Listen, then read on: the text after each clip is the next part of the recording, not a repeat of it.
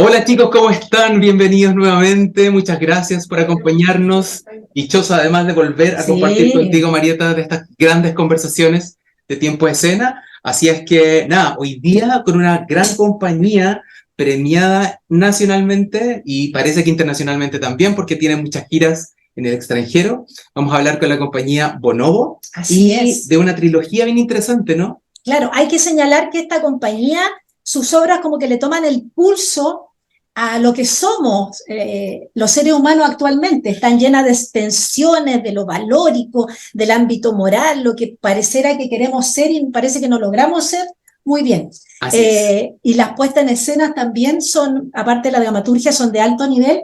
Y detrás de esto hay una dupla, Ujú. ¿sí? Una dupla de Exacto. directores, Pablo Mansi a cargo de la dramaturgia y Andreina Olivari que está siempre en la dirección. Y en Trilogía sobre la La Barbarie, barbarie, es ¿sí? lo que nos Donde van a convoca. presentar sus tres obras, El lugar donde viven los bárbaros, eh, Tú amarás y Temis, esta última premiada recientemente por el Círculo de Críticos de Arte de Chile como mejor dramaturgia. Ujú. Así que estamos orgullosos y orgullosas de tenerlos aquí con nosotros. Gracias, Exacto. Pablo, gracias, Andreina. Bienvenidos chiquillos, ¿cómo están? Un gusto saludarlos. Hola, un gusto. Muchas gracias por la invitación. Sí, muchas gracias por invitarnos. Un gusto estar acá realmente. Gracias a los dos. Oye chiquillos, preguntarle inmediatamente de dónde viene el nombre de la compañía Bonobo. Ay, es difícil porque ya llevamos como 10 años juntos y obviamente cuando éramos 10 años más jóvenes llega ese momento terrible que hay que ponerse nombre. Hay que ser una compañía con un nombre y bueno, apareció este nombre, Bonobo, que alude a una especie de mono Claro. que tienen unas características bastante interesantes de cómo se organizan, cómo viven. Pero igual fue algo un poco con humor que lo decidimos y no tiene un sentido así tan profundo el nombre. Pablo, ¿hay algo más que agregar? No, es algo que nos ha pasado muchas veces que en la entrevista nos preguntan y nos encantaría decir que tiene un sentido más profundo, pero tiene que ver con lo que dice la Andreina, en el fondo. Hay un momento en donde hay que poner ese nombre y salió, se votó y quedó. Perfecto. Perfecto.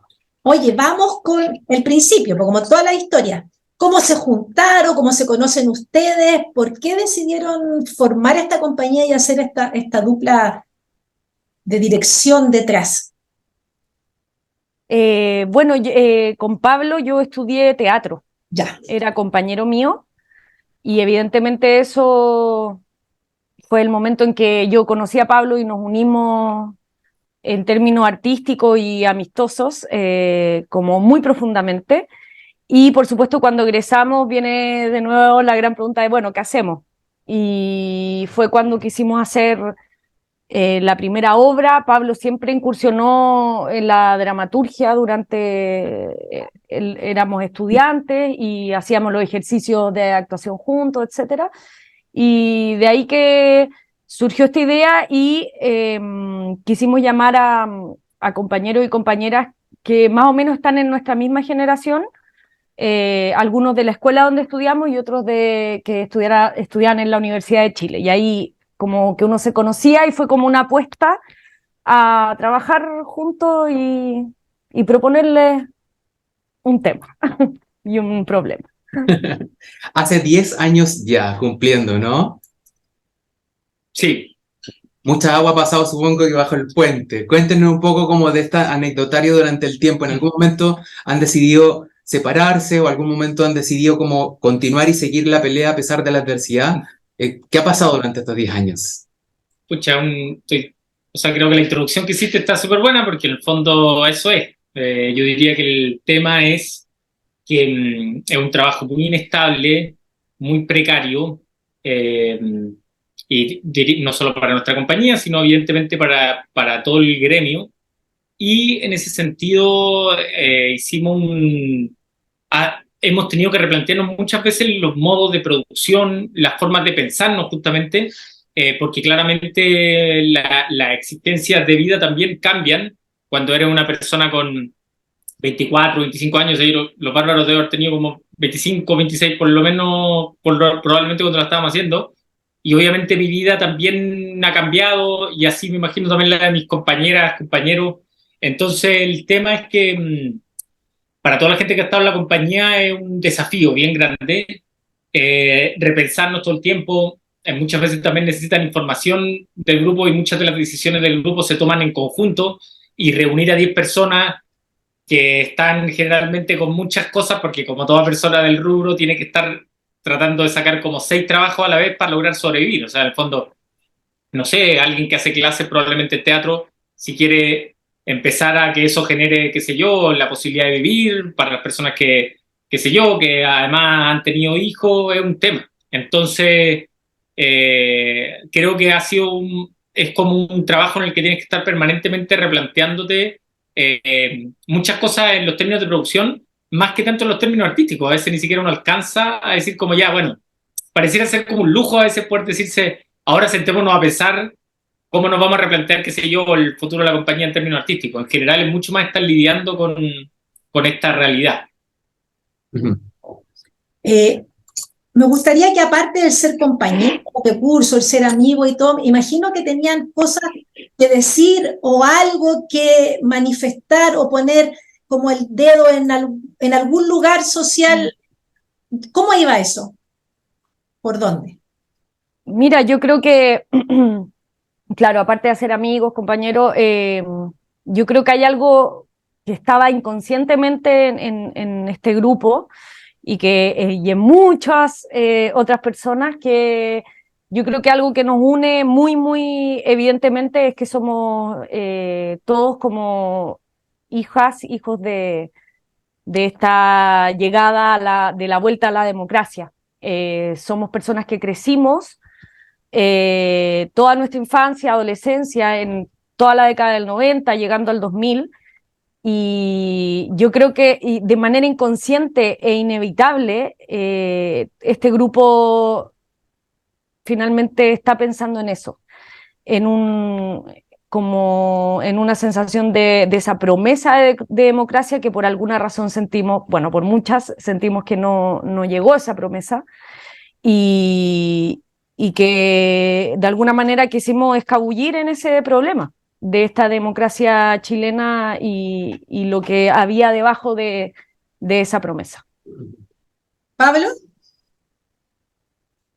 Sí, o sea, es muy similar. Yo le sumaría a eso que también, claro, el hecho de que también eran personas de la misma generación nos hizo hacer un ejercicio creativo que era interesante, que en el fondo nadie tenía el manual de decir así se hace el teatro, así tenemos que organizarnos, así se piensa una historia, sino que en el fondo era solamente discutir y discutir y discutir. Eso nos lleva como una inevitable horizontalidad a nivel de experiencia, que yo creo que también nos permitió descubrir una forma de crear eh, que en algún sentido solamente la podíamos descubrir a través del propio ejercicio de discutir. Y eso yo creo que también es algo que no sé si es fortuito, no sé si fue algo que fuimos cultivando, pero yo diría una de las cosas que quizás más nos une, diría yo, es ese afán de discutir permanentemente. En ese sentido no nos fijamos mucho el límite sobre el nivel de cosas que podemos discutir en términos de cuánto eso nos puede comprometer como personas, sino que es un espacio en donde la posibilidad de la discusión es como sagrado, por decirlo. Y yo creo que eso nos ha permitido justamente encontrarnos con todas esas fisuras a propósito del contexto del que hablaba Andreina. Yo creo que eso, en ese sentido, por ejemplo, yo me siento súper afortunado de trabajar con este grupo. Ujú. Es un poco el argumento también para mantenerse, ¿cierto? Durante estos 10 años. ¿Cuál ha sido, según ustedes, la clave finalmente, de su forma claro, para mantenerse durante todo este tiempo y no caer en el camino, ¿no? Yo Mm. creo, hay algo que siempre dice el Pablo en los mierda mierda o en momentos como que tenemos que hacer rituales, que es que mientras haya deseo, vamos a estar acá. Como que aunque haya, no sé, plata, aunque haya teatros pidiéndote, si no hay deseo, no funciona. Así Y es. creo que ponernos esa premisa como mientras tú desees estar acá, vas a estar, también de alguna manera te da una libertad de no sentirte presionado a estar, porque la ley es tener deseo. Y yo creo que cuando hay esa especie como de libertad y que lo que rige el deseo, de alguna manera uno no sé por qué, yo siento que genera más ganas de estar. Y yo creo que con mucha suerte también ninguno ha claudicado en ese deseo.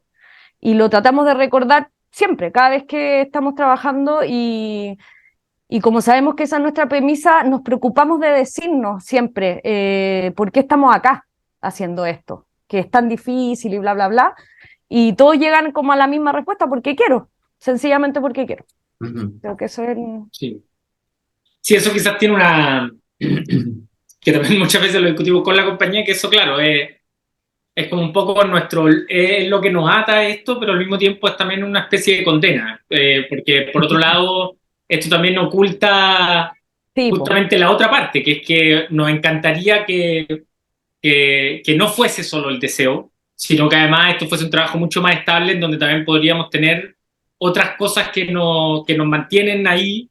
Y entonces en el fondo el deseo, sabemos que en el fondo es lo que nos mantiene ahí, pero al mismo tiempo decimos, pucha, ojalá en algún momento no fuese solo eso. Porque por ejemplo, esto siempre lo hablamos también con la Andreina, que claro, que también eso tiene que ver con que económicamente, a nivel de estabilidad futuro, la compañía nunca te puede asegurar nada más allá de 3 o 6 meses, nunca.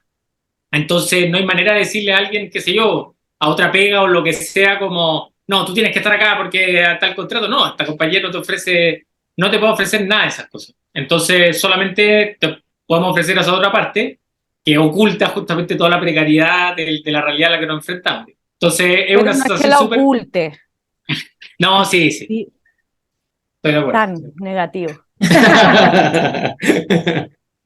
Ya, pero lo bueno es que finalmente van generando como esa arenga mutua que, Sí. digamos, Sí, apoyándose, que es lo mismo que hacemos nosotros. Sí, es como, claro, ir como tratando de, entre nosotros, generando como la misma fuerza para seguir avanzando y seguir creando. ¿Cómo han surgido las obras, las temáticas? Ustedes hablan de discusiones, de horizontalidad. ¿Cómo se proponen, cómo han nacido estas obras en el fondo? El lugar donde viven los bárbaros, perdón, Temis y, Tomarás. y tú amarás. Sí. O sea, es que hay una cosa que tiene que ver con, como separo 2 puntos. Uno es como la cosa, no sé, como, en el fondo, cómo organizamos el sistema de creación, por decirlo. ¿Mm? Y ahí lo que generalmente se hace es que con la Andreina discutimos mucho un tema, tratamos de problematizarlo, nos reunimos, discutimos y le proponemos eso al grupo y después hay como una siguiente fase que es discutir mucho con el grupo también, tratar de que esta discusión nos vaya llevando como al límite, en el fondo para que aparezcan, para que en algún sentido emerjan juicios fuertes, juicios Ya. en donde como que te sientes un poco como si se te estuviera como combinando a opinar, a decir lo que realmente piensas, como en el fondo algo así como politizar, por decirlo, ¿cierto? Y en última instancia también hay otro espacio que es el de la improvisación, que también es súper importante dentro de eso, que en el fondo es, luego de estas discusiones, también hay otra forma de estar como llevándonos al límite, que es a través de la improvisación, en donde igual, yo aquí no quiero ser, o sea, yo no me manejo nada en este tipo de teorías, pero asumo que en la improvisación algo de nuestro espacio de creencias inconscientes también aparece, inevitablemente. Las palabras que nos aparecen, las situaciones que se nos ocurren, los referentes que tenemos, y hay ciertas formas en que la improvisación te puede permitir que esas fisuras empiecen a aparecer. Entonces, eso como a nivel de proceso, diría yo que eso es como un poco lo que va generando la obra. Y luego, sí, claro, si nos vamos a lo más temático, diría yo que estas obras siempre se crean en base a ese contexto que mencionaba la Andreina antes. O sea, se crean en base a un contexto de personas que es como una pregunta, ¿cierto? Como por qué las personas que quieren el bien, porque hay personas que quieren que cosas como, por ejemplo, sistemas de exclusión se detengan. ¿Cómo es posible o es posible que esas personas sean justamente quienes están ayudando a perpetuar esta lógica? A través de las palabras que ocupan, puede ser que eso sea otra estrategia de control y básicamente este otro sistema de lenguaje que nos permite perpetuar esta lógica, en fin. Entonces, yo diría que esas son como preguntas que no hemos hecho al menos en estas 3 obras, mucho, digamos. Andreina. Sí, lo mismo. Yo creo que también hay un interés que nuevamente digo, no sabría por qué explicarlo, o sea, cuál es la razón, pero el Pablo por alguna razón le interesa mucho, uno sabe cuando a uno le llama la atención algo, entonces estamos siempre compartiendo videos o entrevistas o sucesos que pasan que nos llaman genuinamente la atención y que tienen que ver cómo se construyen culturalmente, económicamente, etcétera, comunidades, ¿no es cierto? Y en este caso podríamos pensar en la democracia chilena y eso es demasiado exquisito en términos de cosas que pasan todo el tiempo, te juntáis en un asado familiar y si tú te gusta eso, ya es imposible no ver fenómenos que están hablando de lógicas que estamos perpetuando o que están apareciendo fisuras. Entonces, yo creo que con el Pablo somos, y la compañía en general, súper, nos encanta como mirar esas cosas y comentarlas y eso se transforma obviamente en tener que estudiar más, investigar más y yo creo que podría ser un proceso interminable porque uno todo el rato está viviendo en esto, pues. Entonces, es muy excitante para nosotros. Ujú. Violencia, inclusión y discriminación son de los 3 grandes temas que toman en esta trilogía. ¿De qué manera las abordan o de qué manera les aparecen a ustedes? Porque finalmente aparecen como temas bien pesimistas, por decirlo de alguna manera, bastante negativos, pero que les dan una vuelta además en la forma de contar la historia. Que aparecen mucho humor negro, mucho sarcasmo y mucha Y sátira además que uno se identifica, pero y se identifica plenamente. increíble, uno dice, porque parece que no pasara nada, pero la verdad es que hay una carga, y en el lenguaje, como decía Pablo, estos personajes que discuten y van revelando quiénes son finalmente, lo que tiene más adentro es fuerte, Ujú. es fuerte. Así es. Sí. Sí, bueno.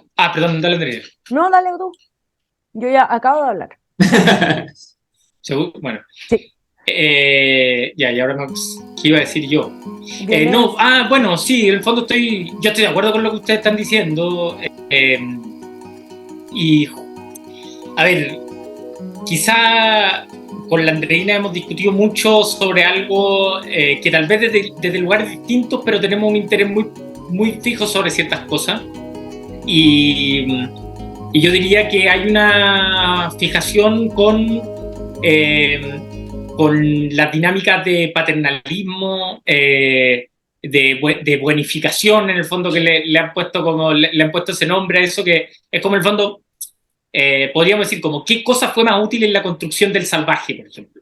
La construcción de aquellos que decían los salvajes son algo que son absolutamente indeseables, qué sé yo, que tienen una serie de prácticas que nunca en nuestra vida deberíamos reproducir, o las teorías, por ejemplo, del buen salvaje, que en algún sentido idealizaban y fetichizaban, quien justamente ya le ponían el nombre de salvaje, que digamos el salvaje como construcción ya es un artificio que viene desde el centro político y social. Entonces, podríamos decir que las dos formas son igual de deshumanizantes, son igual,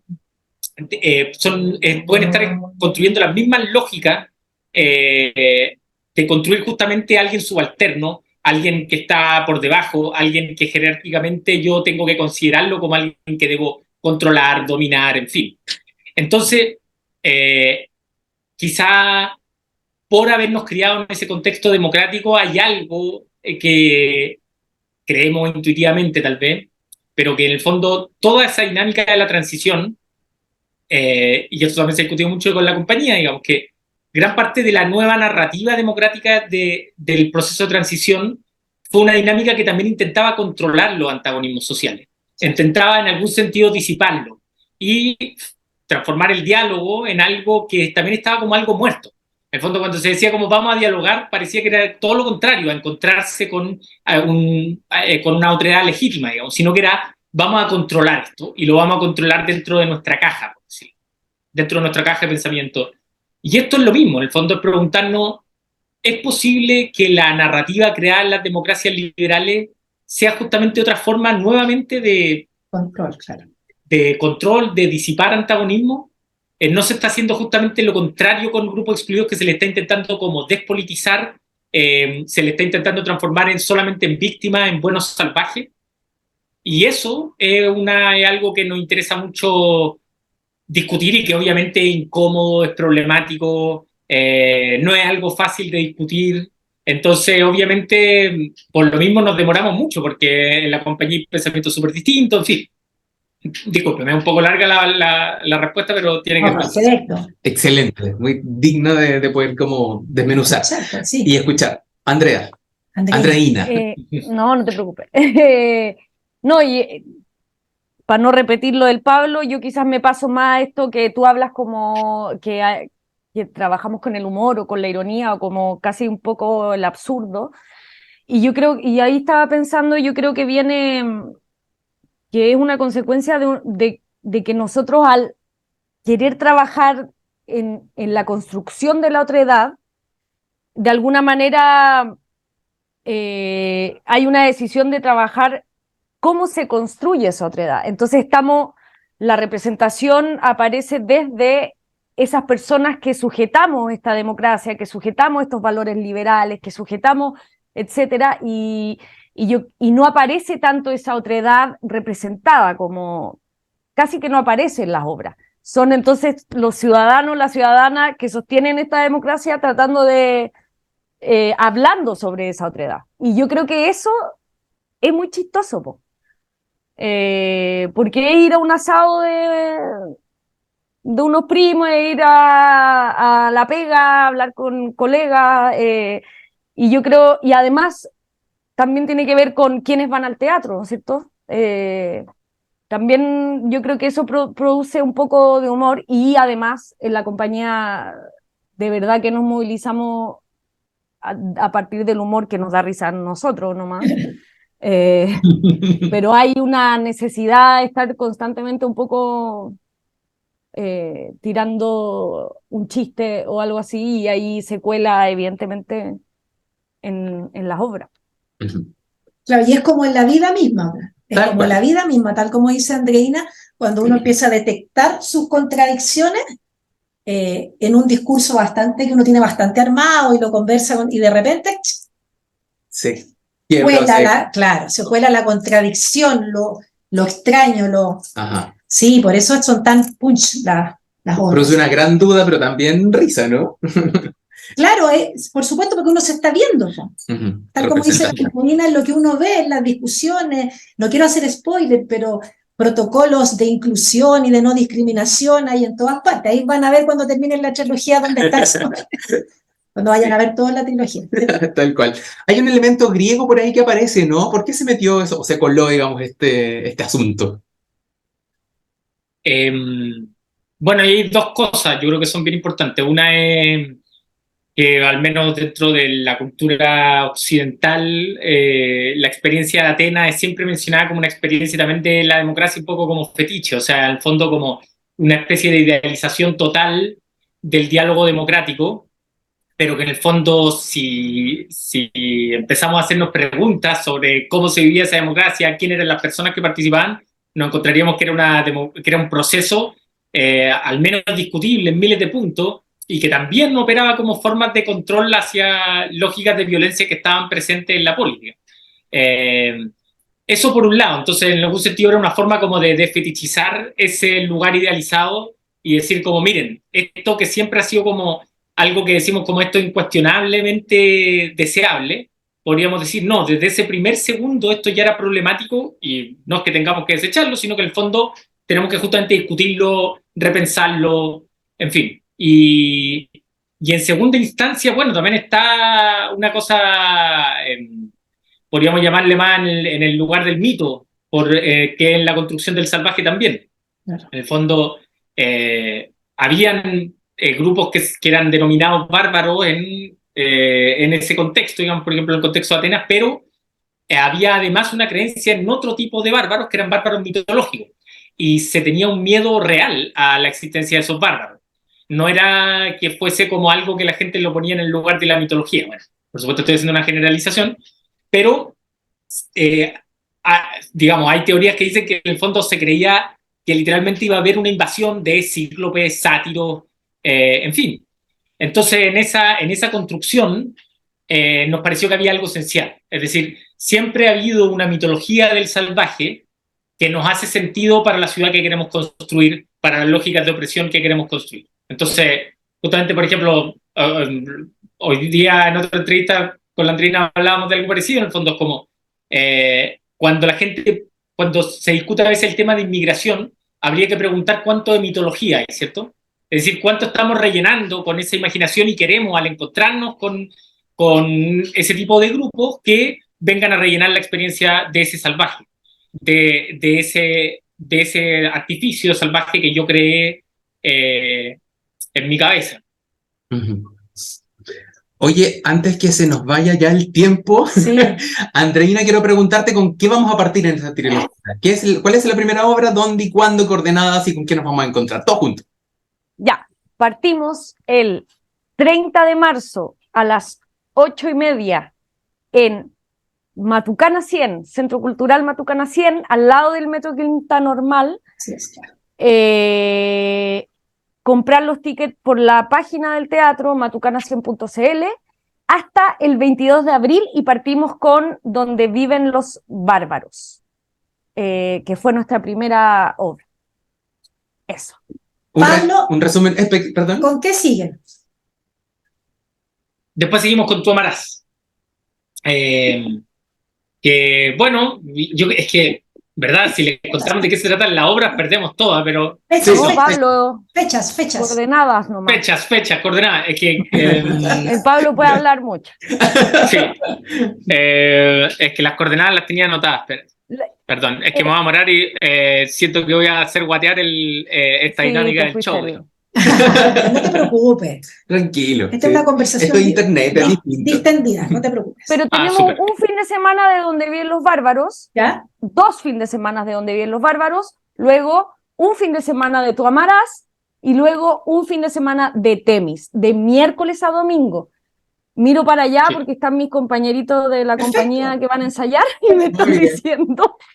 Muy bien, pues. Perfecto, si de eso se trata. Ya, entonces, 2 semanas entonces de Donde viven los Donde viven los bárbaros, una Sí. semana de Tú amarás y una semana de Temis, Temis. entonces. Sí, eso. Matucana 100, Sí. entonces son las coordenadas. Sí, Chiquillos, perdón. Que inviten, pues, ¿o no? Sí, pues, porque sí, estamos terminando ya. invítennos. Inviten a los y las que nos van a ver. sí, pues les dejamos invitados, invitadas a que nos acompañen. Estamos de alguna manera también súper orgullosos de mostrar esta trilogía. Hemos trabajado harto reconstruyendo escenografías, volviendo a visitar los textos, así que está hecha con muchas ganas de que vayan mucho, y la sala es enorme, así que por favor vayan con sus familias y amigos y amigas. Pablo, Sí, bueno, o sea, solo sumarme a las palabras de la Andreina, hacerle la invitación, el público para nuestra compañía al menos es algo demasiado importante, y es fundamental la comunidad que, digamos, forma parte de nuestro proceso. No pensamos esto sino para discutir con las personas que van a ver la obra, entonces es esencial y van a haber conversatorios, así que felices de que vayan a ver las obras. Y si van a ver las 3 obras, compran entradas para las 3 obras, hay descuentos. Me informan. Buen dato. buen dato. Sí. Yo creo que el mejor, muy buen dato. Súper. Eso, po. Ya, chiquillos. Oiga, muchas gracias por la disposición. Oye, entonces, no sé, no podemos perdernos esta trilogía porque independiente de que ya la hayan visto, ha pasado tanto tiempo además que siempre hay guiños de diferencia y las obras están maravillosas, con mucho detalle, con muchas cosas que revisitar y que reconversar también. Así es. No por nada son una de las compañías más decidoras en estos últimos años, esta compañía, la compañía Bonobo. Así es que les agradecemos mucho que estén por acá, que han estado por acá. Muchas gracias también por no desfallecer esta década. Así es. Y recuerden, a los y las que están mirando, esta entrevista está en Instagram, en Facebook, en YouTube y en nuestra página web. Nos vemos entonces la próxima semana con otra conversación interesante. Sí. Así es que muchas gracias por acompañarnos. Nos vemos. Chao. Gracias a ustedes. Chao, que les gracias vaya por muy el bien. espacio. Gracias. Chau, chau.